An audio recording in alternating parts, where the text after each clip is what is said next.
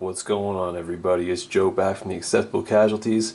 Today we got a little look at the Battlegroup Core Rulebook. Piers, one of the writers from over at Battlegroup, he sent me a copy of this over, and another book as well. It's the Fall of the Reich book, which we're going to be doing a little overview on a little bit later in the week. But this one I just wanted to give some of you guys who play Flames of War, watch Flames of War on the channel, show you guys just another rule book that that's out right now, and we can kind of go over the rules. We'll go cover to cover on this one so you guys can get a better look at it, and then we'll also be doing a battle report for it probably in the next, I don't know, say maybe next week or two. I'm going to get one up on the channel. It'll be a small platoon size skirmish, let you guys see the rule set in action, and then probably gonna end up picking it up from there, because based off just reading through this thing right now, it looks pretty awesome, especially if you guys like a little more depth in your game as far as well, you know what, I'm not gonna get into it. We're just gonna go page by page, and then I'll just show you guys what it has to offer as we go through it. So let's take a look here. So this is obviously the cover of the rule book for Battlegroup.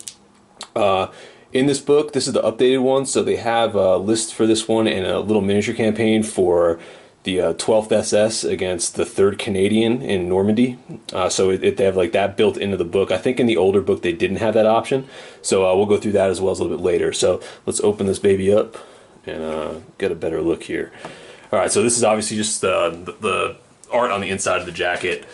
Pretty nice, and they do have some really cool pictures as you go through the whole book. So I'll stop at the pages where stuff's pretty good looking. So these are just some of like the regular pictures of some of the miniatures that they use.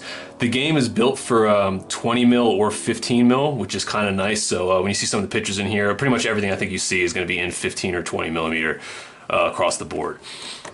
Oh, hit the camera, excuse me. So here's just the table of contents, and the bottom of obviously got the credits. Here's just a brief description of what Battlegroup is and how it plays. There's also some of the updates, I guess, that they had from the previous rule book, and some things for rule alterations that are right here on the first page over here. Things go through, tell you how the game works, getting started, pretty much how the game goes, like scale, measuring distances, everything pretty much right in the beginning of the book, so you can kind of get a flow from start to finish as you read through it. And you guys would see that too when you guys pick the book up. It does a really good job of kind of taking you from step one all the way up to when you start playing the game. Just almost hold your hand through it. It makes it pretty easy. When you first look through it the first time, there's a lot of tables and things of that nature, but once you read through the rules once, it sinks in, and I assume once you start rolling dice, it's going to set in even more. So this is just an example of how the table is set up. You can play it on 6x4. I think 6x6 is recommended, but 6x4, it's supposed to play absolutely fine. So it'll tell you what you need. This is the core rulebook, like I said, so this one just has a miniature campaign for the 12th SS and the 3rd Canadian, but they do have a bunch of supplements for early war, mid-war, and late war. It just depends what theaters, and they do have some new books coming out this summer as well. I think Tobruk was one that just came out recently. So if you want to go to Plastic Soldier Company or Iron Fist Publishing, I think is the one that publishes. Let me check for sure. Yeah, Iron Fist. So yeah, you can look at their sites, and they have the whole list of all the books that you can get. They also have some in PDF. I think they're re-releasing Overlord in PDF as well, which is kind of cool. So yeah, check them out if you want a specific supplement. This is just for pretty much the core rules. So you need this book and a supplement if you want to play Battlegroup, specifically outside of the 12th SS and 3rd Canadian. So that's just going over the supplements right there. So yeah, battlefields from 4x4 to 6x4, and then they have options for 6x6, dice, pen and paper, all the stuff that you pretty much need. It's a D6, and I think you might need a D12 for like some small things, but it's mostly, the game is at its core is played in a D6. They give you sizes for games up here in this table. The points aren't the same as Flames of War, so I don't want to make it too confusing, but for platoon size, a minimum point game for just like a platoon, maybe like a 1 or 2 rifle platoons and some support is around like 350. Standard game for that is like 500. When you start getting up to the company size games, which is for the Flames of War players, mostly I'm talking to right now, for the comparison for that, you're going to be looking at around 1,000 points, and they also have rules for battalion and as small as squad gameplay as well. The cool thing about this, and what I've read up on, because I've actually done a little bit more research on this game, not just since I've gotten the book, it scales really well to each one of those. Obviously, if you're going to play a battalion-size game, you might want to lock off a weekend so you can finish it from start to finish. I think, like, what do they have? 6x10 table for 20 mil, or a 6x8 or larger for your battalion size games for 15 mil. So that's something to keep in mind when you're playing. If you decide to go for battalion size games for some of you guys that have like larger clubs. But like I said, it scales really well to squad, platoon, and company from what I've read. Another thing too that I wanted to point out, The game itself, if you've done any research on it, it says that you want to base everybody individually. But one thing I wanted to note in here and really put home to some of you guys with Flames of War, this plays really, really well with your Flames of War armies. You don't have to have the guys individually based. Your squad sizes from Flames of War for your infantry and everything like that, like your Brits, I'll put them on the book right now. I don't have these guys painted, but like your squad right here, this would be a rifle squad. Same thing that works in same thing how it would work in Battlegroup. They would be based individually, but for Flames of War, it works exactly the same for Battlegroup. All you have to do is just keep a die on the back for your wound counters, and when you lose 4 guys, then you just pull the base off that way. So your model collection between tanks, artillery, infantry bases, everything that you can think of, your trucks still play, just everything in your collection that you've built over Flames of War or any other 15 mil or 20 mil game over the years, it all moves over to Battlegroup really, really well. The only difference is if you don't have it individually based, you just have to keep counters. But like your pin markers and all that stuff that you might have bought from Battlefront for your army tins, or maybe stuff that you've bought from like Dice of War or War stuff, like all that kind of stuff, it rolls over to this. Your pin markers, your ranged in, everything, all your markers and everything like that, you can still use in Battlegroup, which is kind of nice. So you don't have to go out and buy a completely new army just to try a new rule set, or if you're worried about the basing or anything along those lines. Like it really just all rolls over to this. All you need is a couple extra D6 to mark wounds, and that's it. So like I said, I'm not going to go over the as we go through the book, I'm not going to go over section by section like in depth. I'll do like a rules review once I actually really comfortable playing the game. This is kind of just to go through the book and show you guys like some of the pictures right now. This is it's based off of orders too. So you roll like command dice at the beginning of your turn, depending on the size of the game that you play, and based on how many you roll on your 2d6 or 3d6, depending on the size of the game that you play, you get a certain amount of orders. And each of those orders, they don't go just to platoons; they go to each like rifle section. So you know your 2 bases, your 10 men would get 1 order, and that would burn one of the orders that you had in your pool. 1 tank would get an order on its own. So you know it's you don't get to use the whole army. You don't get like that god complex where everything goes your way. You really have to pick and choose what you're gonna do. So, and like this page right here, like this is all the orders you have, like maneuver and fire maneuver.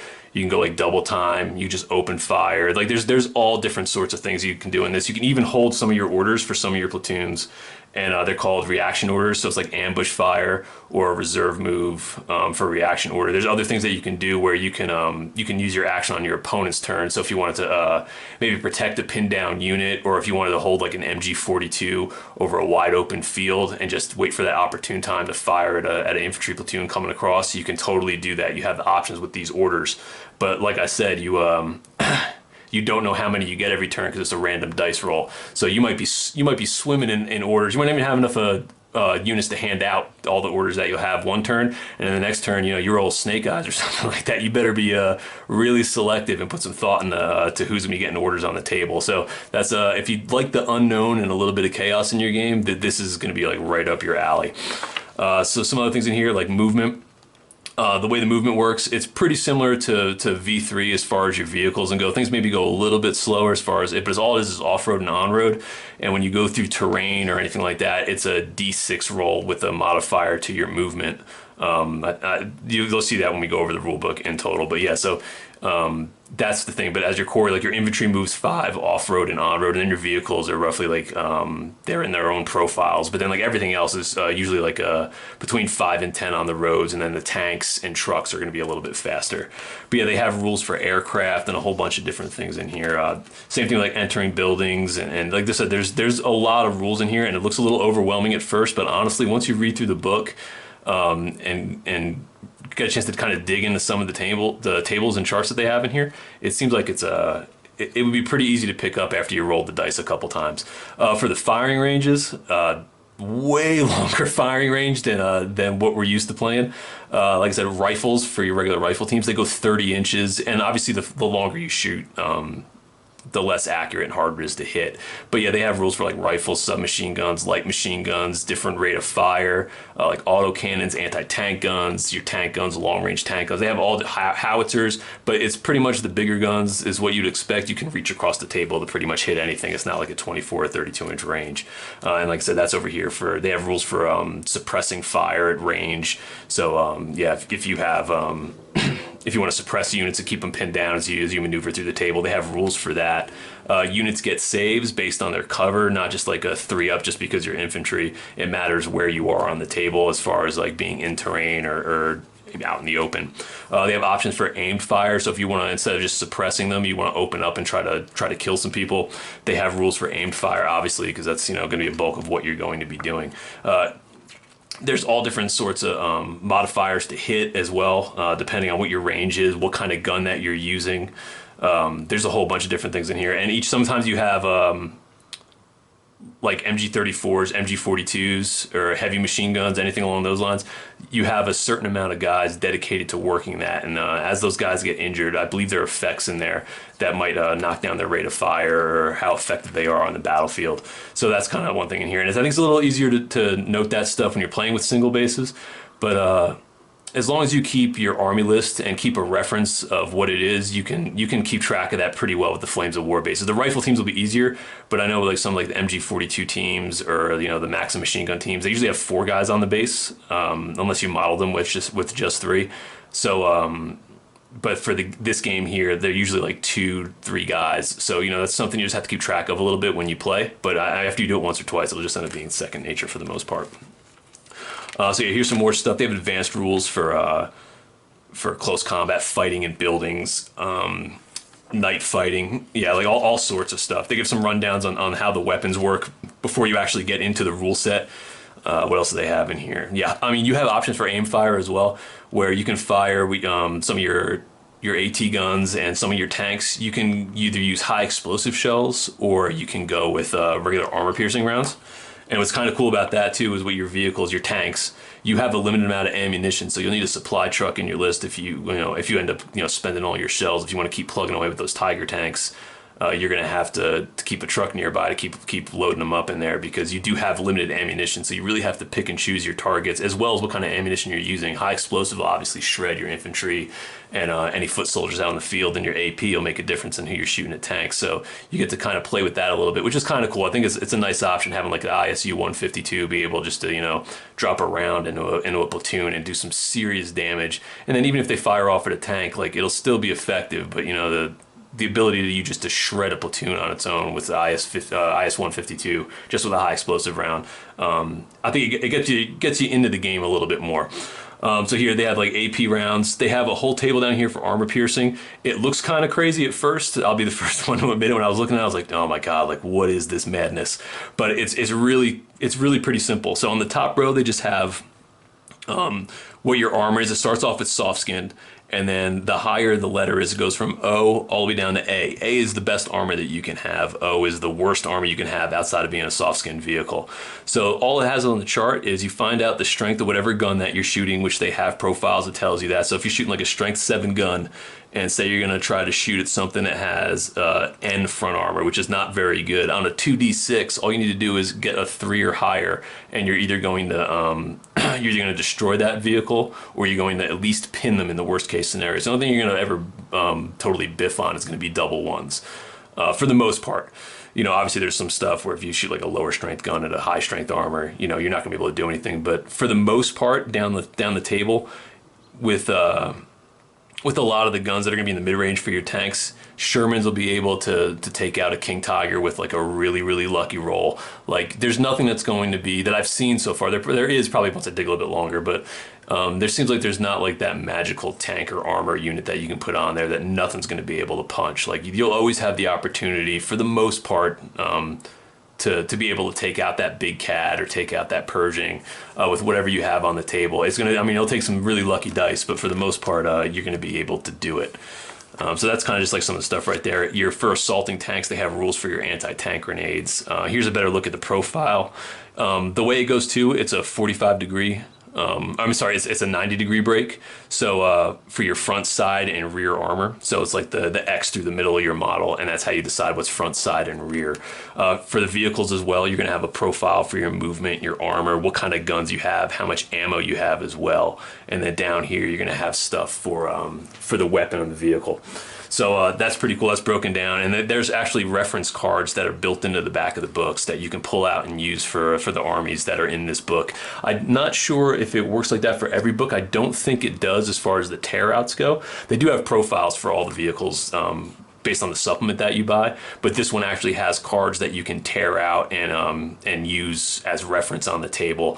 I think you can also buy reference card packs through Plastic Soldier Company for your specific army, and I think it plays through most of the books, which is kind of nice. So you're not buying a reference card pack for every single book. You'll be able to buy one, and it'll be able to roll over to a couple different ones. They might have specific ones. I haven't looked that deep into it yet, but you know, if you want to see, just go to Plastic Soldier Company and check out the Battlegroup section, and then you'll see like the reference cards for everybody's armies.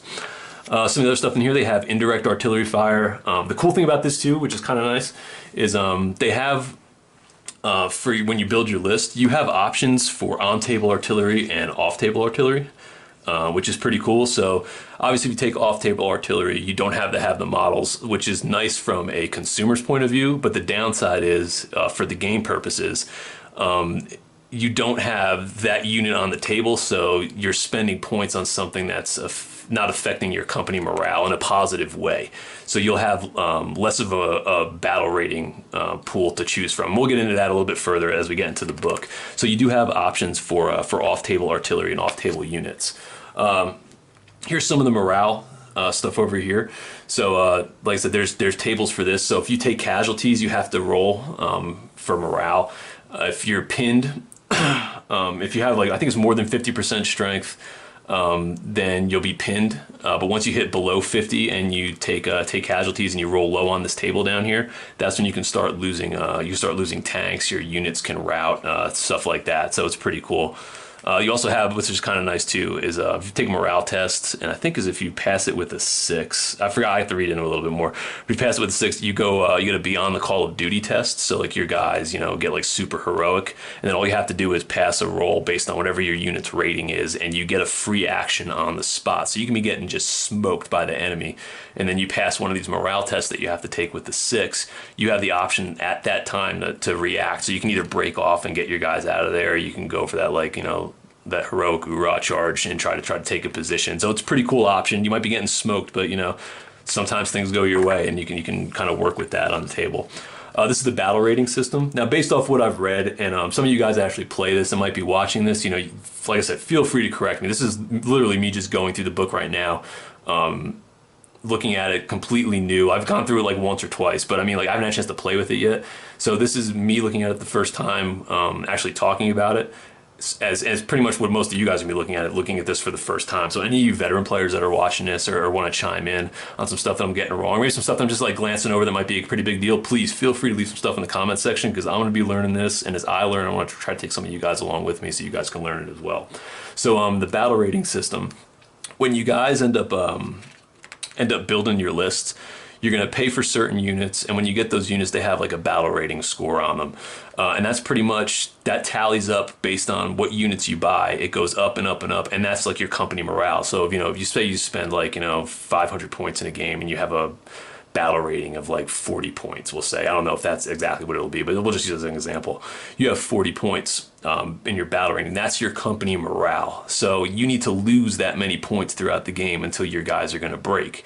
Now, the way you lose is when you lose a unit, you pull one of these chits, and then what ends up happening is it's a random 1 through 5. So if you have some really bad pulls, you know, your company can just take heavy morale losses, and you guys can break on, like, you know, minimal casualties just because you picked really high in here. So it's a real random element. The cool thing is about this, that I kind of like about it, is you don't show your opponent. So you're holding it yourself. So as you're picking these out, as you're losing units, your opponent has no idea how close you are to breaking, which is awesome, because, you know, when we play Flames of War, you know who's about to break, you know where you need to push to try to get these companies off the table. In this, it's completely out of sight. You might be doing tons of damage, and that guy might be just pulling ones out. So, you might have killed 6 or 7 units, and that guy's only been knocked down from 40 to 30, and you might think he's like on the ropes right now, but he's still going strong. So you might play a little more aggressive, not knowing, and then you're going to hang yourself out to dry. So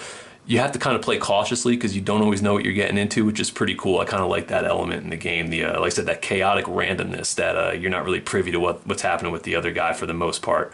As far as morale goes, you can kind of just tell based off what units are still left on the table, but not their will to fight. Some other cool things that are inside there when you pull these, they call them chits. That's what everybody calls them. So when you pull them out, there's other ones in here, not just numbers. You can call in like, you might get lucky and pull like air attacks, or you might be able to pull a mind strike that you can play on somebody, or it's like low ammo. So you might pull this one out, and instead of you taking a morale thing, you get an ammo low, and you can play it on one of the guy's tanks, and they would roll a 1d6.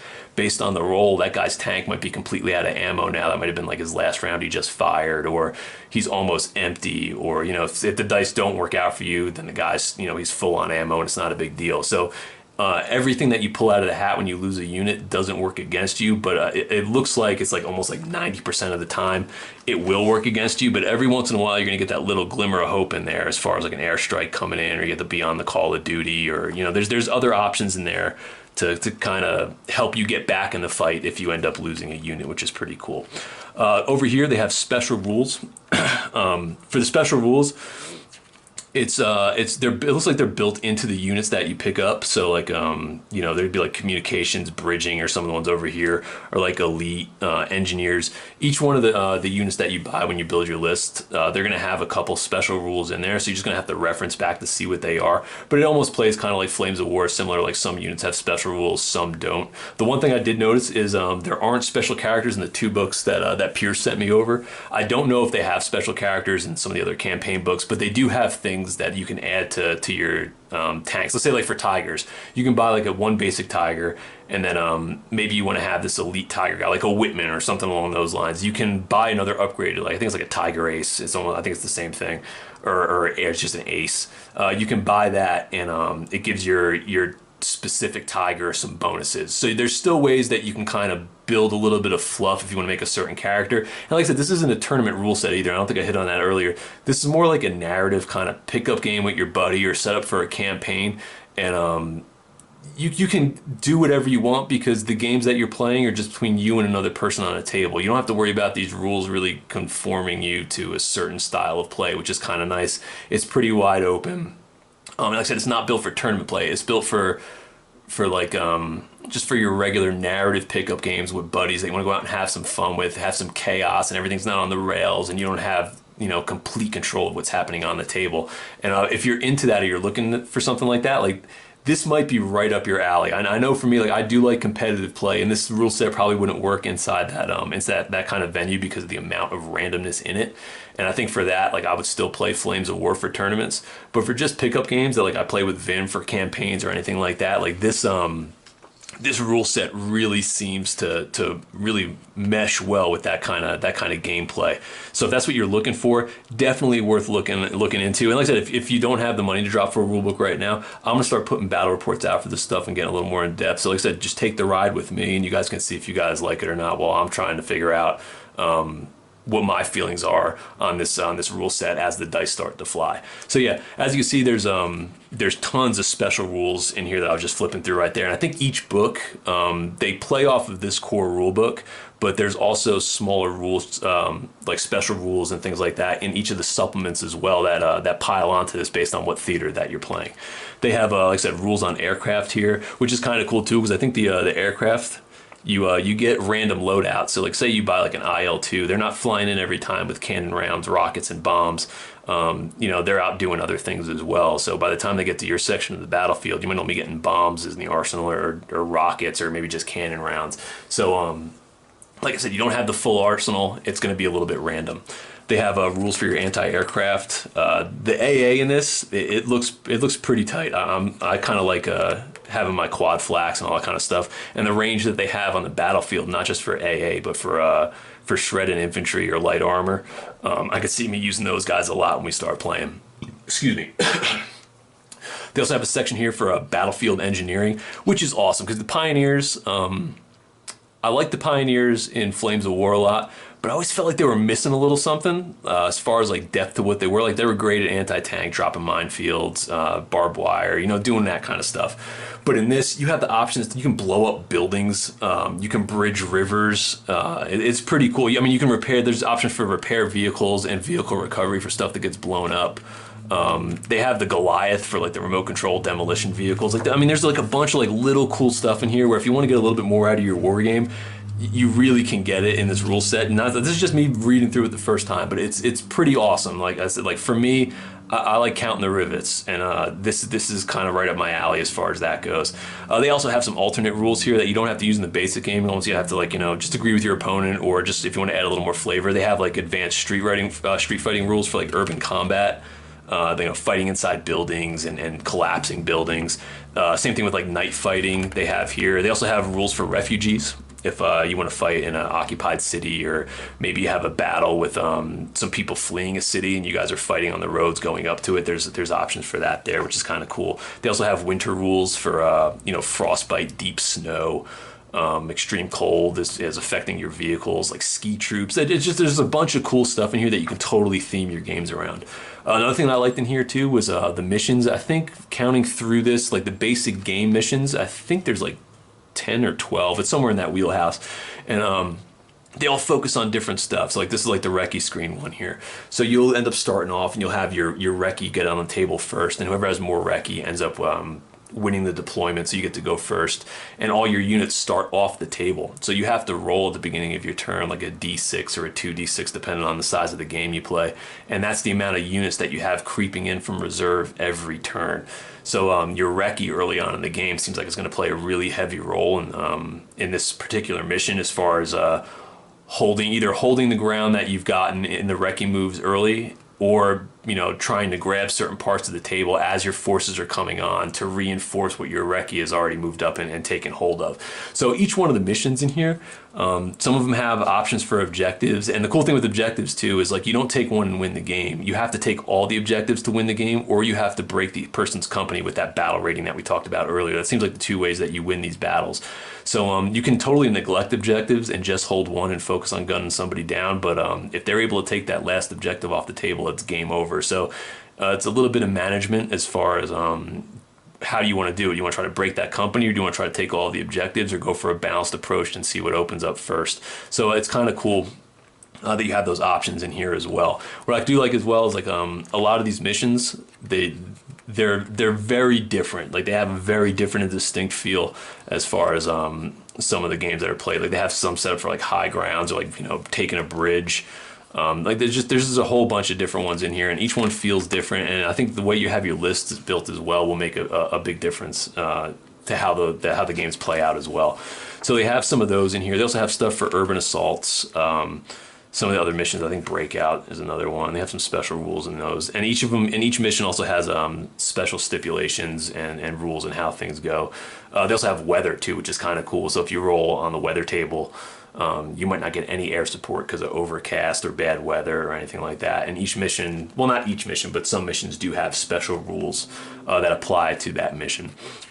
Let's move over here. So this is the campaign that we're getting into right now. Though not that me and Vin are going to be getting into, but just in the book. This gives you a basic rundown, I guess, of Canada's Crucible. So it's the Battle of Nori and Besson. I don't know if I probably butchered that right there, but it's Normandy, June 8th through 11th, and it seems like that's what the campaign's based around. So it's cool. It gives you like a little history on the 12th SS and the Canadian infantry in there, date by date, what the battles were, what happened. Playing the battles, and it's kind of cool. So you go through here and they give you kind of a rundown of what everything's about and how everything worked out. They give you options for setting up battles, reinforcements, playing the campaign. So based on if you win or lose, what ends up happening on the map. And this is the campaign map right here, and it's all explained inside the description for the campaign. So yeah, so you can play out the actual campaign that happened over those couple days, and between the 12th SS and the 3rd Canadian, right inside this core rulebook. If you have a British infantry list, and if you have an SS list, or if you want a proxy, just go ahead and do it. So they have all of that here, and it's pretty in depth, which is kind of cool. What else do they have in here? like I said, this is all like just history and ways that you can get it into your game. It's pretty cool, the amount of fluff that they put in here. So here you have some army lists as well, and it explains what each one does. Like you have like your forward headquarters and all that kind of stuff in here, specialist units, logistics, and you kind of just build it how you want to build it. And like I said earlier, all the stuff that you from your Flames of War collection, especially your vehicles, everything plays. It doesn't play on, it's not like a vehicle heavy game. Like you can make it that, but at its core, it's really about the infantry and then having the vehicles there to support them. So if you're a treadhead, you'll be able to play your tanks and do all that kind of stuff. But I don't know if you're going to get as much out of the game because you're limited on your ammunition. And you still have to take a certain amount of platoons. Like a platoon level game, you're going to need to take at least one, and you can't have more than two for the Brits. So like, depending on what size game that you play, you have a minimum and maximum that you can take for infantry platoons. So obviously here you have your HQ, and it's cool because the different things that you can do in the game. You have your forward HQ, which is 3 guys. So like your 1 IC from Flames of War, your 1 IC base works perfectly. They have stuff for forward air controllers, signal units, comm relays that make a difference for you calling in artillery strikes and planes for a forward air controller. And so you have all that. You even get like motorcycle dispatch riders to help giving orders to some of these other units. Inside your infantry units, for the Brits in this book, it's just 1 platoon. But when I start looking into the Fall of the Right book and showing you guys that, when you open up your army's list, like we'll say for Soviets, you have options for like 2 or 3 different types of platoons and their different loadouts. So like for these guys, for the Brits, you get 1 platoon command, which is 5 guys. So for Flames of War players, it would be like your 3 base command team for your platoon, and then your 2-man Piat team. For 5 points, you can arm that 2-man base with a Piat. So that's your 5-man command squad right there. And then you get 3 sections, so there'll be 10 guys. So you have your 2 bases, based on how you model them. You'd have your 2 bases, and that would be 1 rifle section, and you would end up getting 3 of these. So like I said, it's still 6 bases. So the size of the platoons is still the same. It just works a little bit different here. So when you hand out an order, it's just these 2 that get that order, not the entire platoon. And then what you can do as well, based off these infantry platoons, you don't buy 4 6-pound guns. You buy this and you're allowed 4 support options. So you can get a medic, you can buy a Vicars to add on to this, anti-tank gun, medium mortar, and they all act as separate units, but they're all built into this platoon to help support this platoon. So when you hand out orders, you're only handing out orders to a combat medic or a 6-pound gun or one of the infantry rifle sections. You're only handing out orders specifically, but when you buy them and upgrade them, you're not buying 6-pounders in a group of 4 or Vicars in a squad of 4. You're getting one of them attached to this platoon. So you can really personalize these platoons to what you want them to do, whether it's going to be a battlefield support role, if they're going to be like a frontline unit going to take like a small town, you want to equip them with that kind of stuff. So you really can build them out with that. You can also take extra rifle sections. You can take carrier sections for your Brens. You're even in some of the platoons, you're able to add Bren carriers to certain units. And like your tanks, like here's a good example right here. For like 150 points, you get 3 Shermans. Or you can do it that way, and you're able to add an additional tank up into those. You also can take like 1 M10 Wolverine. So you're not buying these giant platoons of tanks. You can buy 1 tank individually. In some cases, you can buy these small platoons, but when you use your orders, you can only activate 1 of them at a time. So that's something to keep in mind when you buy this big platoon of tanks. You might only be able to use 1 or 2 of them depending on what the situation is. So you really want to put some thought into how you're building your list. It's not just all about throwing a bunch of armor on the table and steamrolling, because they're not going to be able to do all the jobs that are going to need to be done on the table. You also have artillery units. You get forward observers, off-table mortars. You can get on-table mortars, heavy mortars, off-table artillery from naval guns, or like the 105s for the Brits, which is kind of cool. You can buy certain defenses. I mean, dude, there's like tons of stuff in here. They got trenches, sniper hideouts, command bunkers.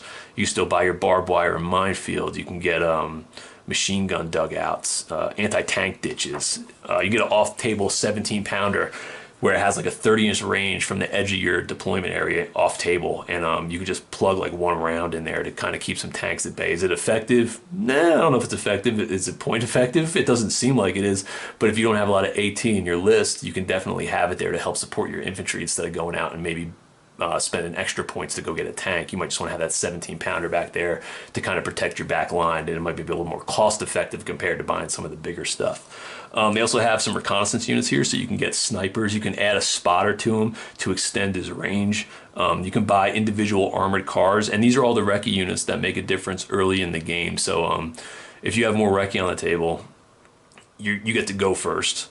And on top of that, if you win that Rekha battle, and I say battle, it's just pretty much if you have more units, the other person has to pull one of those tokens in the beginning because they're already on their back foot because you've established control with your Rekha before the battle even started. So you can do it with regular foot patrols too. They're going to get scout. So if you have some extra bases, you don't have a lot of scout or Rekha units, you can totally just end up putting two of those guys together, and now you have a rifle section that's a built-in scout team. Same thing like carriers, Rekha. You can also do engineers, so your recovery vehicles still play. Your armored bulldozers, if you have like Sherman crabs, like for the minesweepers and all that. Even your sappers or pioneers or engineers, they all still play, and you have those for engineer support units. You also get logistics, so you can get trucks to resupply your tanks or anything else that needs to get their ammo re-upped after they end up shooting. You get ambulances as well, so you can go around and have like a mobile medic to try to save some people. Same thing with the stretcher parties, which seems like it's a little bit cheaper. And then you have a forward airport post as well. You also get specialist support units, like I said, that heavy anti-tank on the 17 pounders. You get towed AA.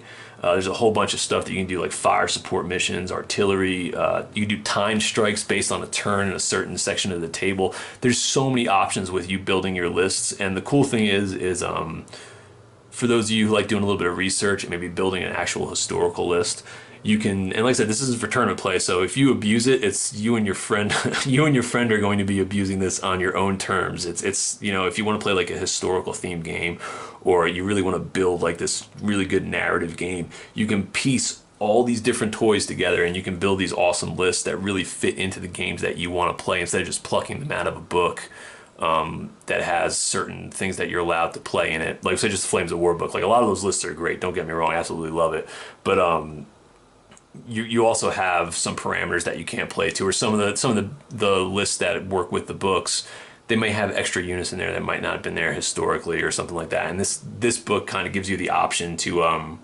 really build those lists and build that narrative for those games that you want to play.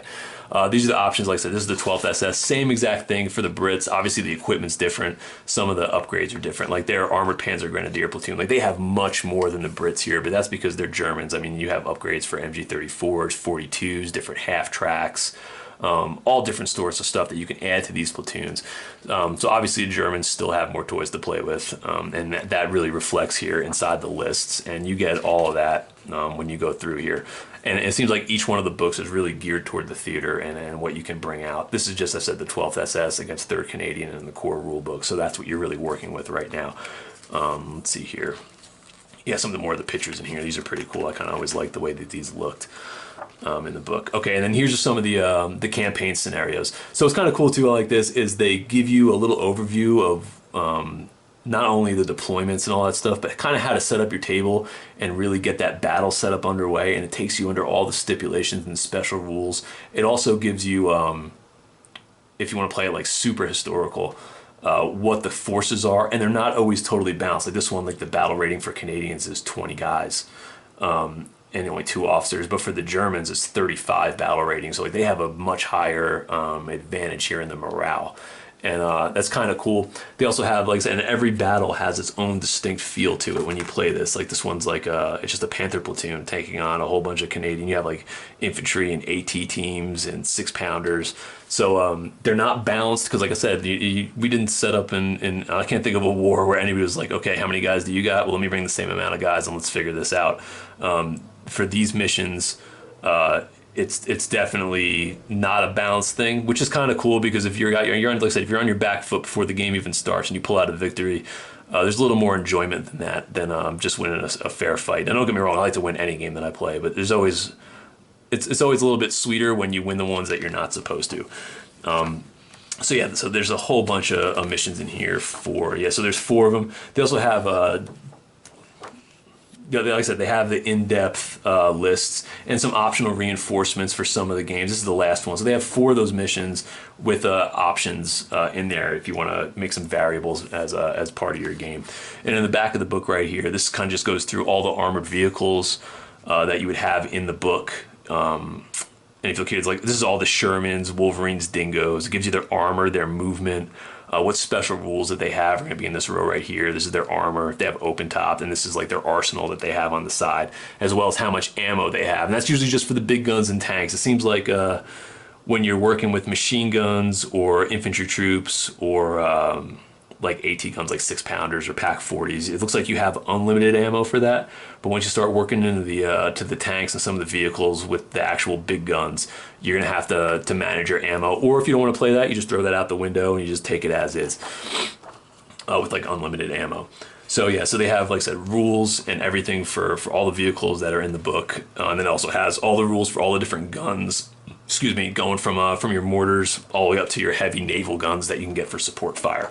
And the same thing works over here with the German equipment as well. So that's how the arsenal goes. Back here in the appendix, which is kind of cool, gives you a sheet that you can obviously scan, or I guarantee you they probably have somewhere online right now where you can just get the PDF file and print this out. It's the same exact thing. And you can throw together your lists on here and kind of give you an idea of what you have as a quick reference on the table. They also have a rules reference sheet in the back, but let me get, and like I said, and there's also the chit counter as well. So if you need to make a copy of this and then cut it up, you can do that. But what I like about this rule book a lot was if you go to the far back, they actually have reference sheets with the perforated edge, so you can tear them out. So they give you an extra one in here, so you can have it out on the table. Same thing, they give you one as well here that you can pull out, and you can just cut up. So you already have a reference sheet and those chits, so you don't need to worry about like printing that out or anything. It's in this rule book. I don't think it's in the Fall of the Reich one, but that's the only other one that I've seen. So it might be like that for some other books, but I don't think it's like that for the Fall of the Reich book, that one that I have. What's cool in here too is they also have, in this book, they have the reference cards. So you go through and you get a page of reference cards for a lot of the core armor that's in the book, and this is perforated as well, so you can cut this one out, cut it up, and I think they're big enough to fit in card sleeves too. So if you like to carry a deck with you and use it that way, it's great. Or if you just want to pull it out and have one page just sitting there as a reference for all your vehicles, they have it here for the main ones, and the Germans, I believe, have 2 pages of vehicles. And that's pretty much what we're looking at. This is the end of the book, the back page. And that's everything that is in the core rulebook for Battlegroup. I'm kind of stoked at playing this. Like I said, I've looked through it. I hope this kind of helps some of you guys that may be on the fence that are thinking about picking it up and maybe taking a closer look at it. And if you're still on the fence about it, just stick around for like another week or two, and I'm going to have a battle report up, and I'll be doing a couple more of them. I'm not just going to do one. I'm going to do a handful of them. Starting with the 12th SS against Canadians. We'll do a couple games of that once I finish getting my Brits painted, which I'm pretty close to right now. So once that's done, I'll start moving over and like some Soviets on the table. We'll just kind of mix it up and just go with it in the beginning and kind of mess around with some of the different armies, some of the different units that I can put on the table.